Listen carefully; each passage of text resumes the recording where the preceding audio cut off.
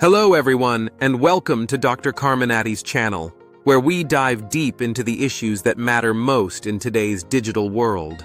Today we're tackling a heartbreaking and eye-opening topic, romance and investment scams. If you're new here, I'm thrilled to have you, and if you're a returning viewer, thank you for your support. I'd love to hear your thoughts in the comments, share your experiences, and suggest topics for future videos. Don't forget to like and subscribe to stay updated, as your engagement helps us reach more people with critical information like this. Let's unravel the dark art of romance and investment con. Imagine receiving a text from someone claiming to know you, a beautiful stranger with a warm smile, or a voice urging you to act on a forgotten warranty. Your heart skips a beat, curiosity sparks, and you're drawn into a web of lies before you know it. Romance and investment scams are a sinister blend of emotional manipulation and financial theft, targeting the lonely, the hopeful, and the trusting. These schemes don't just steal money, they shatter lives, leaving victims grappling with shame and heartbreak. In this video, I'll expose how scammers weave their traps, step by step, so you can protect yourself and understand their tactics. Whether you're here to safeguard your heart and wallet, or to dig into the mechanics of cybercrime, this journey will reveal the scammer's playbook. Let's dive in and learn how trust becomes a scammer's greatest weapon. Step 1. The bait and the hook scammers start with a single goal: to get you to respond. Picture this: a text lands in your inbox. "Hey John, it's Annie, remember me?" A photo of a stunning young woman accompanies the message, her smile inviting. Or maybe it's a voicemail. "You haven't called about your car's warranty." These messages aren't random, but carefully crafted to spark curiosity or kindness. Scammers know we're wired to connect, help, and clarify confusion. When you reply, you've taken the bait. Once you engage, the scammer moves fast. "Thank you, you're so kind. What's your name?" they ask. This isn't courtesy, it's a data grab. They're fishing for your gender, your interests, your weaknesses. If you're a man, they might pose as a charming woman. If you're a woman, a charismatic man. The conversation shifts to flattery. "You seem so genuine," they say, planting the seeds of a fake friendship or romance. Every word builds rapport. Send a good morning text and they reply, "You're so sweet. You must be so thoughtful." You mention a starry night, and the scammer responds, "You're so romantic." These over-the-top reactions make you feel special, unique, and chosen. Over days or weeks, the scammer deepens the bond. They first share polished headshots, then more personal and intimate ones. They drop hints of vulnerability. "You make me feel so safe." You start to dream of a future together, emotionally hooked. The trap is set, and you don't even see the jaws closing. This stage is all about trust, and scammers are masters at faking it. Let's explore how they turn that trust into a fantasy. The wonderful dream. With your guard down, the scammer paints a fairy tale future. They discuss our life together, promising love, adventure, or wealth. Let's meet Tom, a lonely widower who's been texting Clara, a scammer posing as his dream partner. Clara describes cozy evenings by the fire and trips across the globe, saying, "We could travel the world once I'm with you."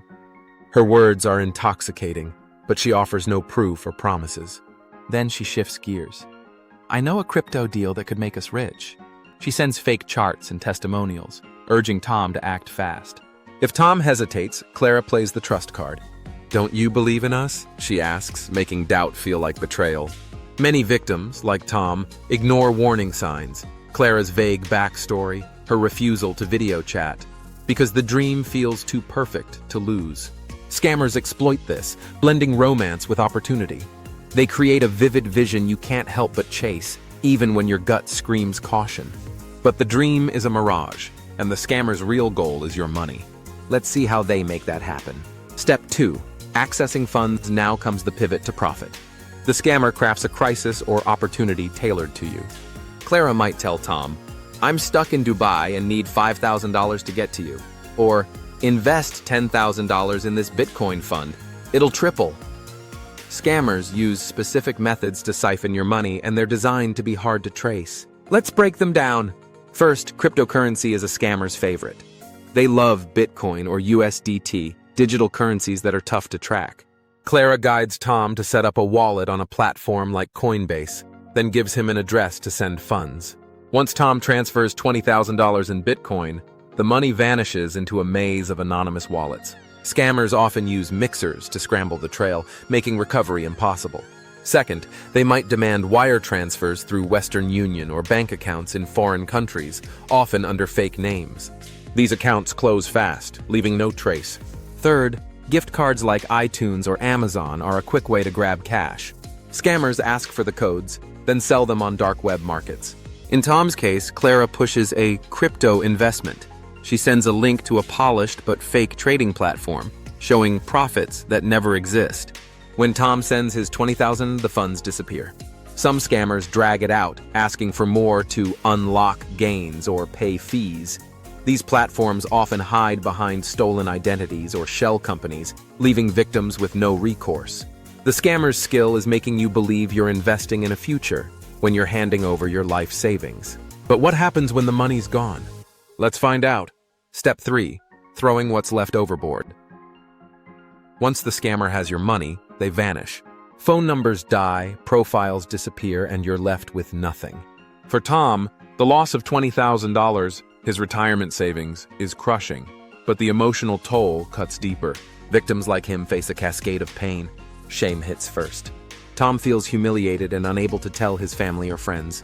He isolates himself, dreading their judgment. Depression and anxiety follow. The betrayal shatters his self-esteem, leaving him questioning every decision.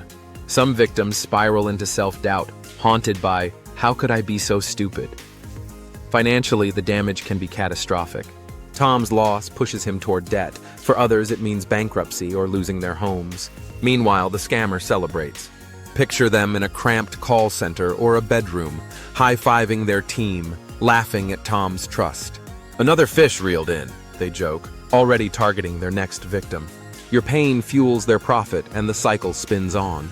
But what becomes of these scammers? Let's pull back the curtain. Step 4. What happens to the scammer? Scammers don't always ride off into the sunset. Their fates vary, shaped by their choices and circumstances. Some face justice. Backed by groups like Interpol or the FBI, law enforcement occasionally cracks down.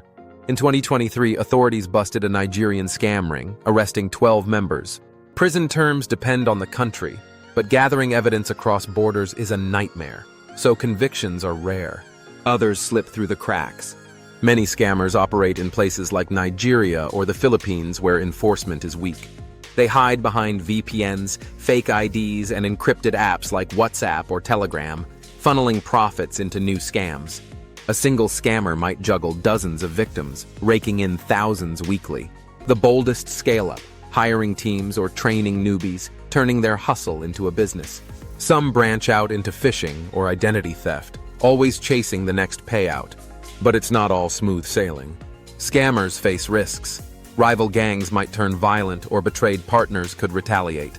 Reform is rare, but it happens. A scammer might quit, weighed down by guilt, only to find economic hardship pulls them back in. Their world is chaotic, but one thing's clear: no one's safe while they're out there. So how do we fight back? Let's wrap this up with some answers. Conclusion. Romance and investment scams thrive on trust, turning your dreams into nightmares. But you can protect yourself. Verify identities, insist on video calls, check social media histories.